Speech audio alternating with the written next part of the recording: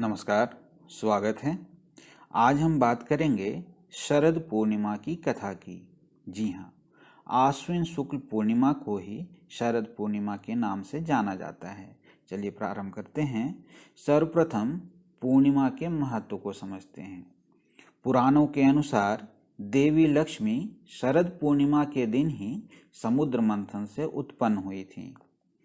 इस रात चंद्रमा अपनी 16 कलाओं से पूर्ण होकर आकाश से अमृत वर्षा करते हैं और वैभव की देवी लक्ष्मी अपने पति श्रीहरि के साथ पृथ्वी लोक पर भ्रमण करने आती हैं। पूर्णिमा के व्रत का सनातन धर्म में बहुत महत्व है और विशेष रूप से भगवान विष्णु की पूजा का विशेष फल मिलता है। तो आइए देखते हैं शरद पूर्णिमा की कथा के संबंध में। माँ लक्ष्मी और श्रीहरि की विशेष कृपा पाने के लिए प्राचीन काल में एक साहूकार की 2 बेटियां पूर्णिमा का व्रत करती थीं। दोनों बेटियों के व्रत करने में थोड़ा सा अंतर था। बड़ी बेटी पूरे विधि विधान से व्रत करती थी, जबकि छोटी वाली जो बेटी थी वह विधि विधानों को आडंबर मानती थी और उसे आडंबर मानकर अधूरे मन से व्रत किया करती थी। दोनों बेटियां बड़ी हुईं। विवाह योग्य होने पर साहूकार ने दोनों का विवाह कर दिया। समय आने पर बड़ी बेटी के यहाँ स्वस्थ पुत्र का जन्म हुआ।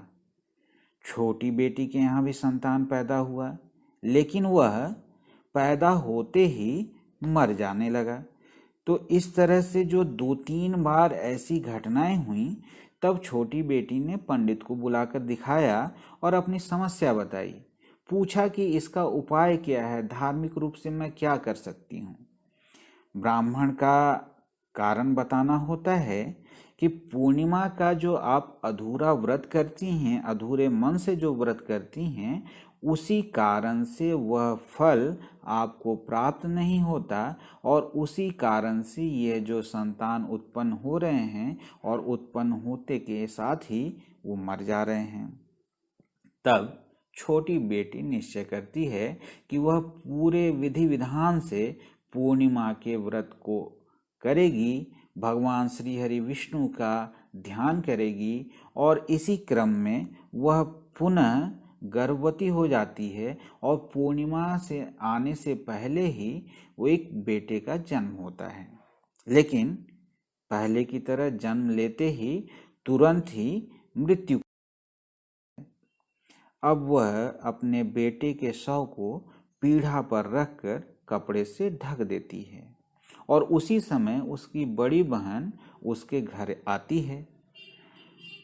छोटी बेटी आग्रह करती है कि वही पीढ़ा है, वहां पर बैठ जाइए, और इसी क्रम में जैसे ही वह बैठने को उद्यत होती है, उसकी लहंगे की किनारी जो है वो बच्ची को छू जाती है और वह जीवित होकर तुरंत रोने लगता है। बड़ी बहन तो पहले डर जाती है और फिर क्रोधित बहन को बहुत डांटती है कि तुम क्या चाहती थी कि मेरे द्वारा इस जो बच्चे की है वो प्राण चले जाएं। तो इस पर छोटी बहन बोलती है कि नहीं, वो तो पहले से मरा हुआ था, ये तुम्हारे तप का, तुम्हारे व्रत का ही प्रभाव है, जिसके कारण उसके अंदर जीवन पुनः आ गया। इसके बाद वह प्रण लेती है कि वह पूर्णिमा के व्रत को बहुत ही निष्ठा से, बहुत ही समर्पण के साथ, विधि विधान के साथ करेगी और इसका पूरे नगर में भी प्रचार होता है। तो इस प्रकार शरद पूर्णिमा के दिन जो व्रत हुआ, उस प्रभाव से छोटी बेटी का भी जो जीवन है वह सुमंगल हो गया। कथा के अनुसार हमें भी प्रेरणा लेनी चाहिए और पूरे विधि विधान से श्री हरि विष्णु की पूजा करनी। पूजा विधि क्या है, आइए यह जान लेते हैं। सुबह स्नान के बाद घर के मंदिर की सफाई करें। ध्यान पूर्वक माता लक्ष्मी और श्रीहरि की पूजा करें। फिर गाय के दूध में चावल की खीर बनाकर रख लें। लक्ष्मी माता और भगवान विष्णु की पूजा करने के लिए लाल कपड़ा या पीला कपड़ा चौकी पर बिछाकर माता लक्ष्मी और भगवान विष्णु की प्रतिमा इस पर स्थापित करें। भगवान की प्रतिमा के सामने घी का दीपक जलाएं, धूप करें। इसके बाद गंगा जल से स्नान कराकर अक्षत और रोली से तिलक लगाएं। तिलक करने के बाद मीठे, पीले या सफेद मिठाई उससे भोग लगाएं। लाल या पीले पुष्प अर्पित करें। माता लक्ष्मी को गुलाब का फूल अर्पित करना विशेष फलदायी होता है। शाम के समय चंद्रमा निकलने पर मिट्टी के 100 दिए या अपनी सामर्थ्य के अनुसार दिए गाय के शुद्ध घी से जलाएं। इसके बाद खीर को कई छोटे कर छलनी से ढककर चंद्रमा की रोशनी में रख दें।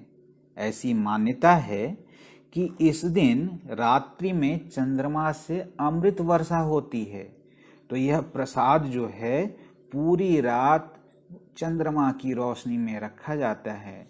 सुबह 3 बजे तक तड़के जागकर विष्णु सहस्र नाम का पाठ, ये सारी चीजें, श्री सूक्त का पाठ, भगवान श्री कृष्ण की महिमा का पाठ आदि करते रहना चाहिए। अगली सुबह ब्रह्म मुहूर्त में स्नान करके उस खीर को माँ लक्ष्मी को अर्पित करें और प्रसाद रूप में वह खीर घर परिवार के सदस्यों में बांट दें। इस प्रकार जगत पालक और ऐश्वर्य प्रदायिनी की पूजा करने से सभी मनोवांछित कार्य पूरे होते हैं। साथ ही साथ हर तरह के कर्ज से भी मुक्ति मिलती है। वीडियो देखने के लिए बहुत बहुत धन्यवाद।